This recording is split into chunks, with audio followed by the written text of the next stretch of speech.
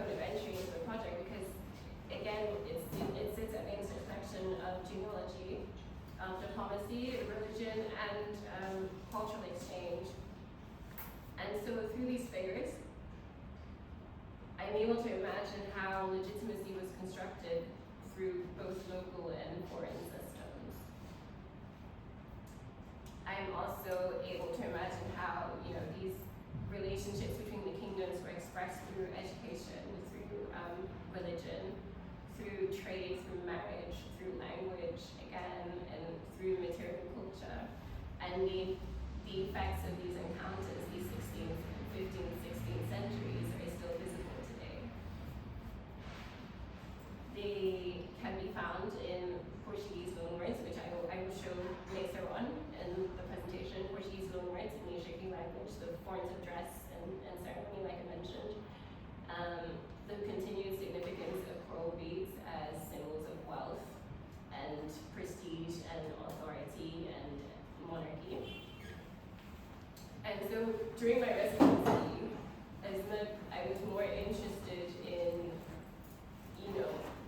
understanding these connections and how I might then visualize them into a piece, into a story, into narrative work, than trying to get definite answers. So these are some of the sources, research sources that I looked at. So I work across not only books. I worked with books at the library upstairs. I also worked across academic journals and publications, and also the family archives. And so these resources help me to shape and understand the project even more.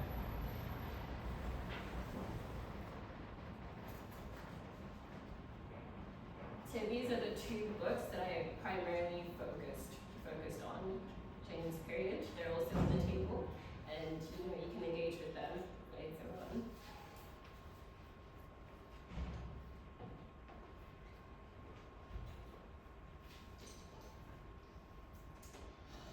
So alongside historical and archival research, I also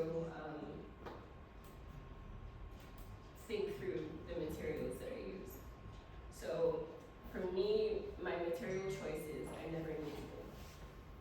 They're intentional, and they depend on the story that I'm telling.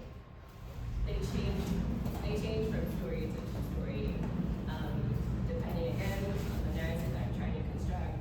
So for example, for the Prince Who Never Was, I've been working primarily with velvet, as you can see on the wall. Working primarily with velvet as a base fabric. Now, historically, velvet is associated with wealth, aristocracy, monarchy, status, and it's considered a luxury textile. And, it also circulated widely within this world of trade and this relationship between the Warri and Portuguese empire. But at the same time, because I'm also thinking about continuity across my bodies of work, I started to think about how I could transform the fabrics that I used in previous bodies into new forms. And so in There Was Once a Traveler, jute was featured predominantly as a material. And so rather than abandoning it and discarding the fabric, I became interested in transforming it. And during the residency, I've been experimenting with unraveling and deconstructing the fabric itself and transforming it into a felting before then reconstructing it into new work. And this also allows me to think about sustainability within my practice as a textile artist. But the idea of also, unraveling and deconstructing, for me, operates as a metaphor for genealogy itself.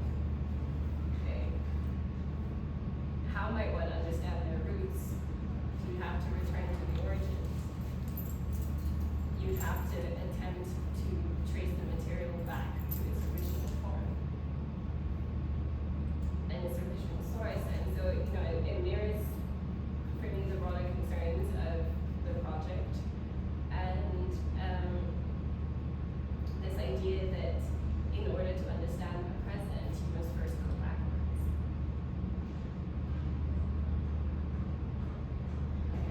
And also, another recurring image that I've been playing with are roots as well, embroidered roots, because they speak directly to ancestry, to lineage, to genealogy, but I'm also thinking of roots as a form of cartography, as forms of maps as well, in which, connections can be traced or established, relationships can be established across time and space.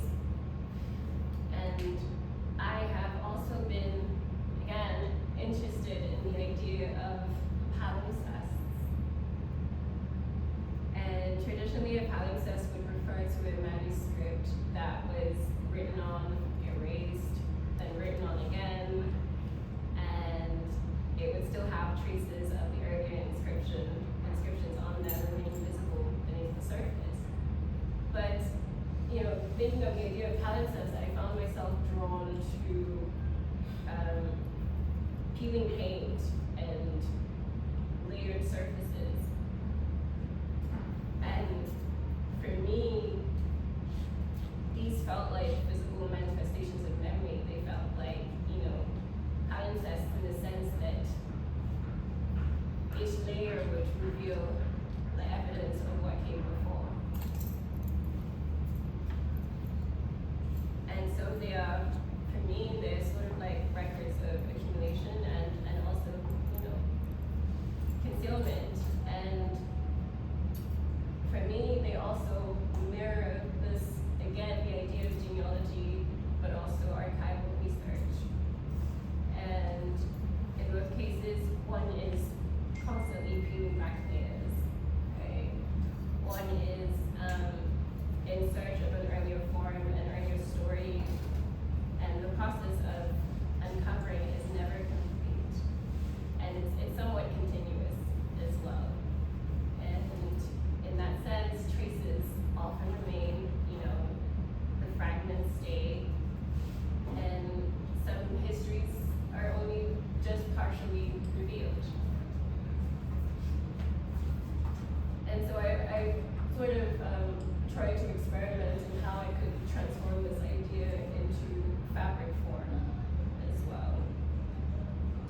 And I have been thinking of how to deteriorate the velvet,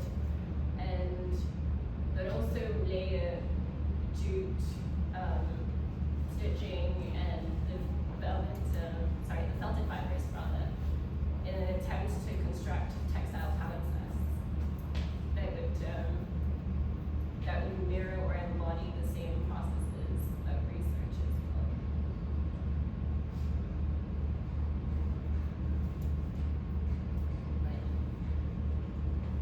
And the final area of research that I've been doing is also thinking of language as code. And again, like I mentioned, I'm largely interested in text and linguistic play. And for me, much like maps, language is a codified system. It's a structure through which information is communicated and interpreted. And in the same way, maps require decoding in order to be understood, in order to be read. And the same way, language also relies on a shared system of meaning.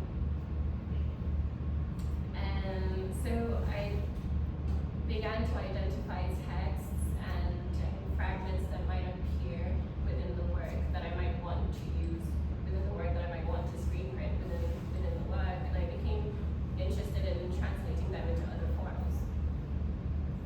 I became interested in, rather than presenting the language directly, I started to think about how it could be transformed or it could be encoded founded.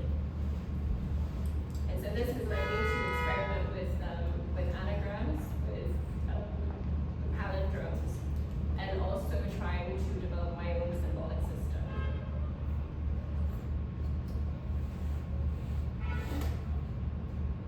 But at the same time, thinking about language, I was also interested in the loan words that could be found again within the Ishakri language, and how the language itself is a trace of this early contact within, and also the language itself is, primarily 88% Uruguayan origins and 12% Portuguese.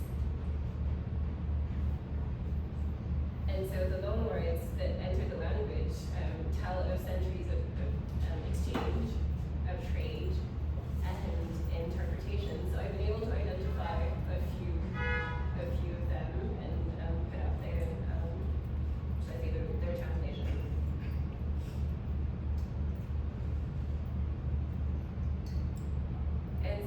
And what I noticed also is that, when the Portuguese loanwords and the Ishakri counterparts were placed side by side, they shared phonetic similarities.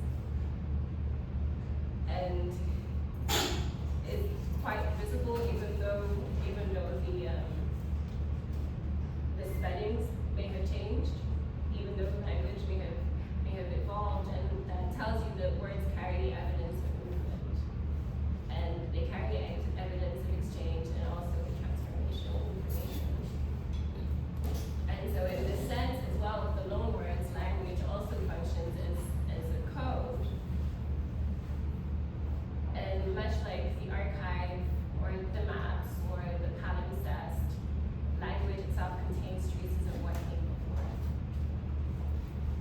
And my interest lies in learning how to read those traces, in imagining new ways of transforming them into material form, and ways of transforming them into the work itself. And so in conclusion, if the archive is only the first sentence, then perhaps the work of the artist is to read between the lines, and to follow its traces, and to imagine the paragraphs that will follow. Yeah. Thank you.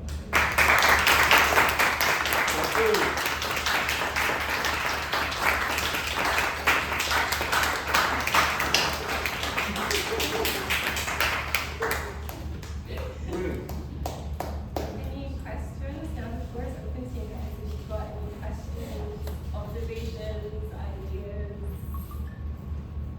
Yes, my question. Very detailed presentation.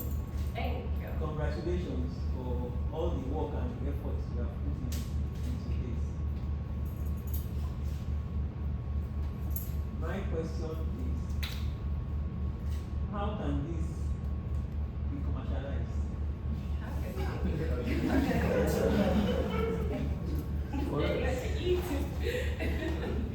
How can they be commercialized?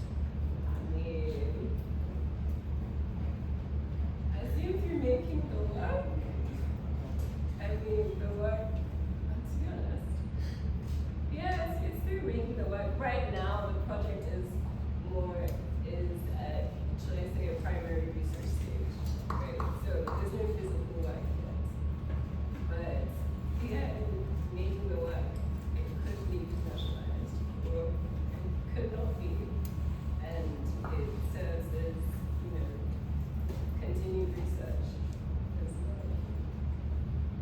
Well, I asked that question because these are beautiful work of art.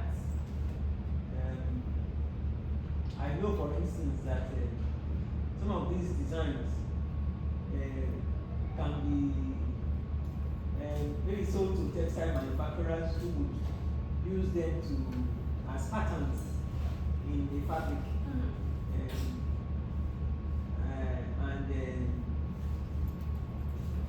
I believe that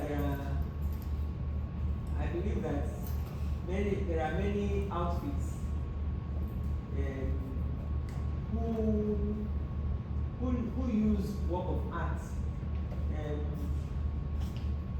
let me just say, without even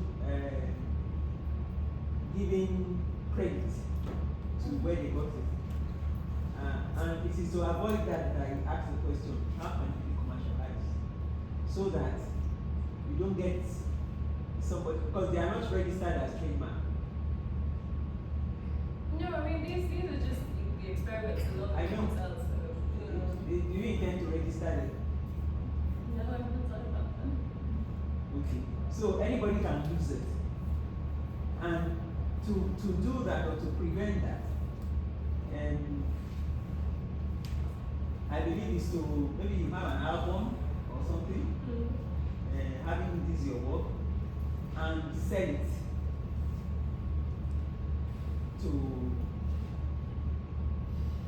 manufacturers who will use it. Some of them can even use it, not only textile producers. For instance, a company that makes food items, a company that makes some materials that are useful in, let me just say, the home. There must be some things that you can find from your album that you can present to them, which we are going to use to put on their labels to make their labels special. For instance, let me give you an example. You might have a company, let's say a company doing, let me just say tiger nuts. Tiger nut. I don't know how tiger nut grows, but maybe in the label you can have a tree and have tiger nut dropping. Something like that. But I'm thinking that this should not be just something that is will I use word done for pleasure? Yeah. I think, sorry, just to respond to your point, and I think I have an understanding of what you're trying to talk.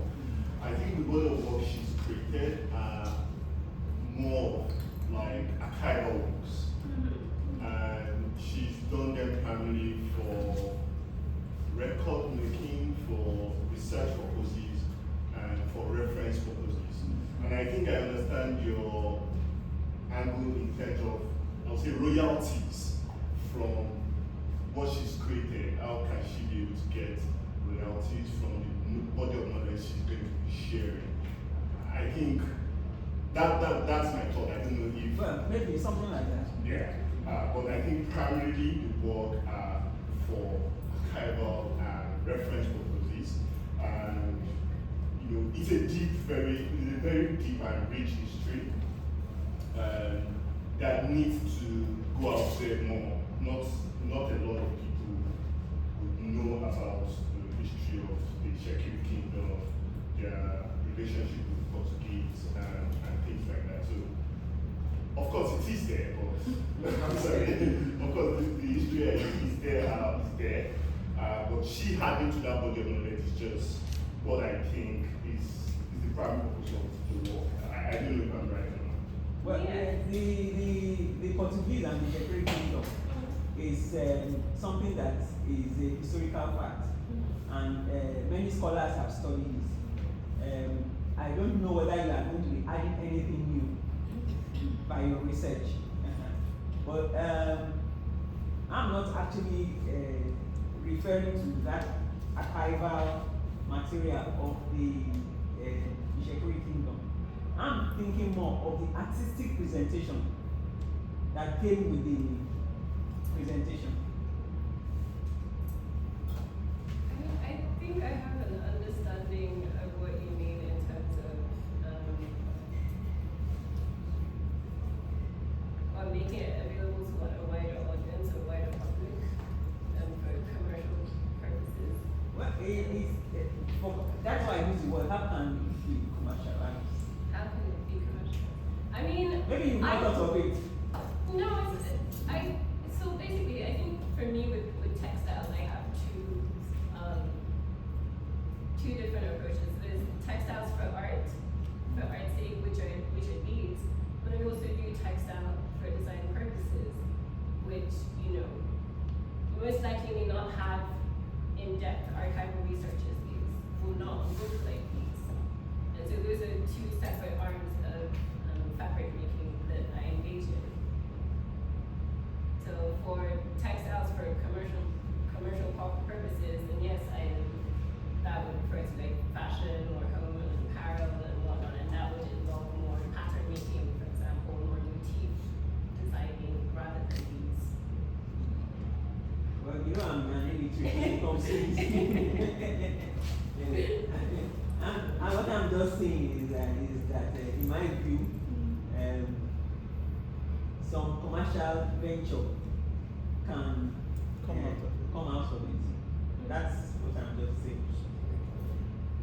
I think maybe just another, I think it's always interesting, like speaking of the commercial with art, like with artwork, because there's like a range of life that comes alongside art making, and sometimes what those commercial spaces look like are vastly different, especially for what the work needs and what the work is doing. So like Yoma, it's interesting to think about textiles, because textiles kind of, they bridge this relationship, right? Of like the selling, especially in a culture like ours, where like textiles with images also, or design and motifs, is such a ripe part of our daily dress, like what you see around. But then you also have this other side of it, where actually you're dealing with materials that have histories, and these histories are literally woven into the jutes, the velvet, the reuse of the jutes, the type of thread, all of that, which comes alongside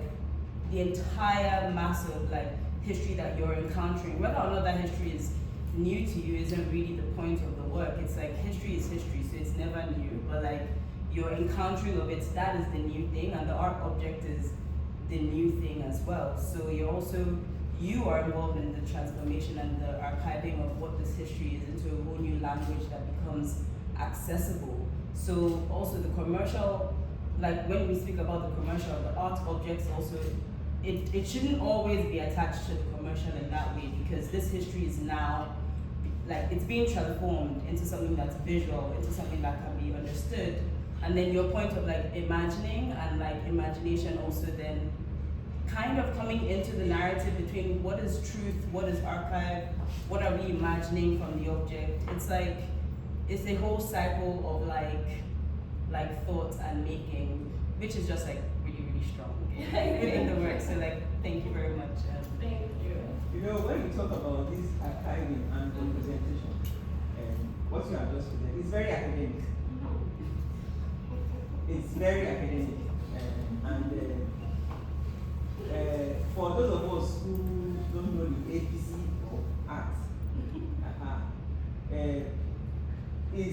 we are looking for something else, apart from the academic presentation.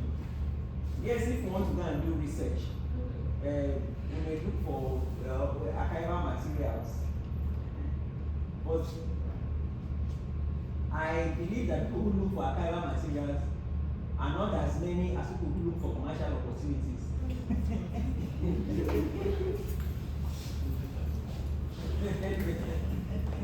I mean, that might be true, but I think for me that's why I make the distinction between my textile art pieces and my commercial textiles for fashion or textile design, home and apparel. Is a clear distinction, and it's more like I technically try not to let them feed into each other. Yes.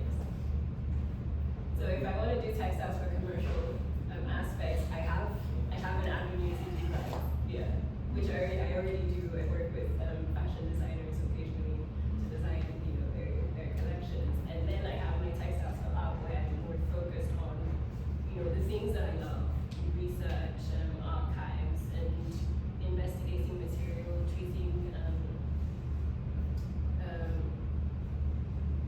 is looking into the identity of fabric in a way.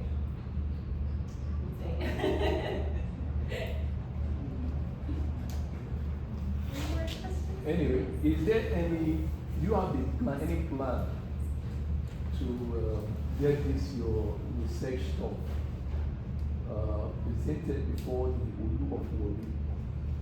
I mean, essentially, hopefully, I mean, Yes. the project isn't finished. This is just the first phase for me to fully understand the scope of it and fully understand what it is that I want to do with it. But yes, that is, I'm not opposed to that. I think you should pursue it, especially given the class of the law where you are now.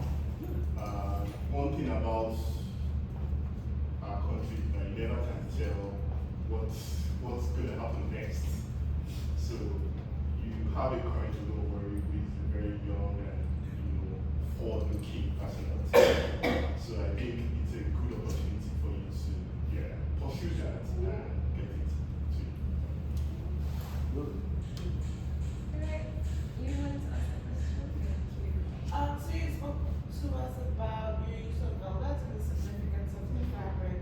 I'm curious to know about the thread, the jute that you're using, and the relationship between that and the velvet. And the velvet. So like I mentioned, because I'm thinking of continuity across bodies of work and across storytelling, so I like the idea that one body of work would feed into the other and that one would feed into another, right? In a way that you could read all of them as part of this massive story. And instead of just reintroducing characters from previous bodies of work, I decided to also reintroduce fabric as well as a metaphor for that continuity. And so that's why you have the introduction of jute within this work. And then on the second hand, I was also thinking of the idea of sustainability within my practice. I do have quite a lot of waste from these materials, from the offcuts, when I'm making. And so it's how can I transform those into new fabric that I could now add to the story that I'm telling, and that also fit into the story and can act as a metaphor for the story that I'm telling.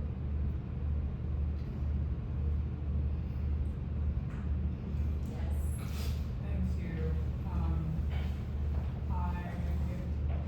I saw your previous body of work at Belly Gallery when I was going, and I found it very moving and also shakiri. And I think, I don't know for certain, but I think our grandfathers may have known each other. It's like My grandfather was Frank Obedi, and his wife was Grace Obedi. Anyway, I wanted to ask you about the emotional experience of making some of this work, because, this is supposed to involve family, history, family records, and that's something I'm interested in. I make collage, but I don't generally look into my personal history with that because I think it's quite intense.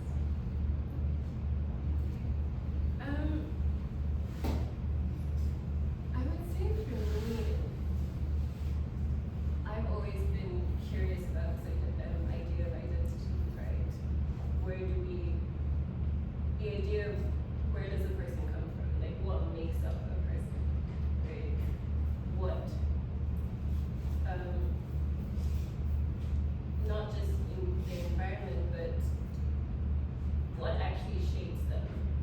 And sometimes it's these histories that you may not have known, you may not have encountered. And in a way, history itself is not necessarily isolated, but it sometimes it finds a way to transform even across generations. Yeah. But yeah, it's a curiosity, of where do I come from? Beyond biology, beyond my parents, is who am I, basically. Yeah. Any more questions? feel like mine is more like a commentary, no question. Okay. You mentioned the archive in the first sentence, in terms of, just your curiosity, when I come into the picture, and I think it can help with discovery purpose as per continuity. Sorry, could you repeat that again? I lost Help the with last part. discovery the purpose as a person, and your role in life, and your collective history to your future and all that. Yeah. So that's just commentary. Thank you. Any other comments, questions? No. Yes. I'm curious about your maybe how you think about I don't know if authorship is the right word, but maybe because you are navigating the let's say the real in historical sort of archive, and this idea of hierarchy, what stories get told, what doesn't get told, and maybe how you navigate that kind of evidence-based sort of research, so finding maybe your experience of encountering these histories and the surprises of even just the loan words, and what are the power structures that have given us today, sort of thing, in your history. And then your other body of work, for instance, the recent one I reviewed, where the structure becomes letters, this intimate sort of, the history is very much so contained between a body of letters where you know the source, you know who got it, you know who received it, you know the response. So maybe that sort of intimacy of knowing the authors and the relationship to them, this macro, I don't know, the beginning of where, and so maybe something about that, in encountering and how that gets maybe a bit resolved or explored.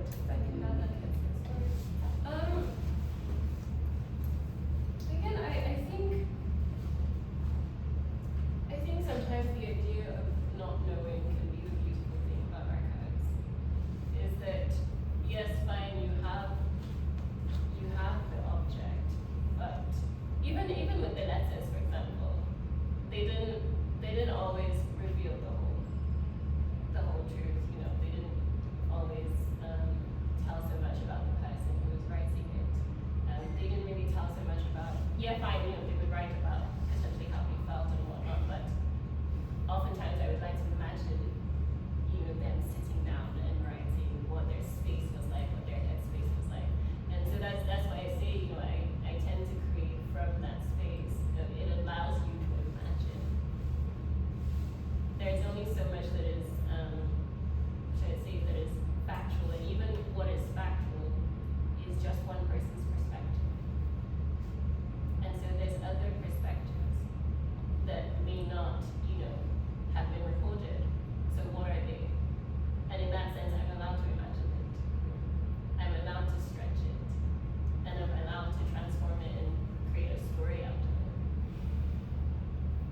And I think, yes, again, with this work, because I'm also, working on quite a, should I say, a large scale where there's a lot that is not known, right? And so now I have to fill in the gaps. And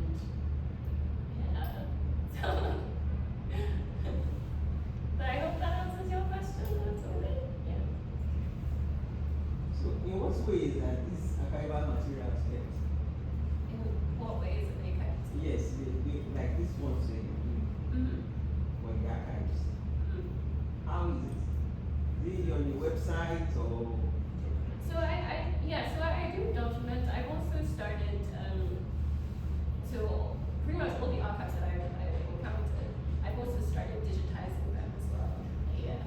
And I have a website on which I upload them, just every single one. So that should anything happen with the physical object, there's also still a backtrace, and that also acts as a secondary archive or tertiary archive as well. I know of an organization